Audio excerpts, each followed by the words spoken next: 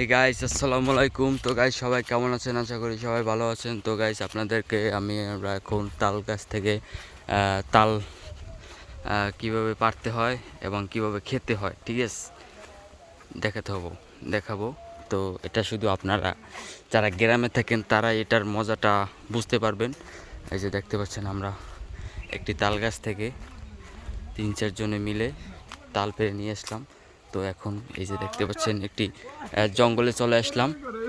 এই যে জঙ্গলের পিছনে বসে এখন এই যে পোলাপানগুলো তাল খাইতেছে। আল্লাহ জানে কার গাছের তাল তারা খেতে আছে আর বলতেছে মানুষের তাল খায় আর বলে মধু মধু, ওই কিরে। এটি কোনো মানবতার ভিতরে পড়ে না, যাক সমস্যা নাই।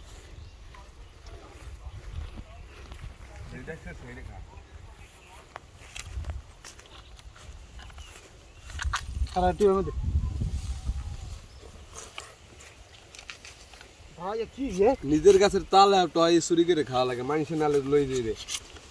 মানুষ এখন জঘন্য মানুষ হয়ে গেছে। ঠিক আছে, তারপরে খুব করুণ হালে আছি।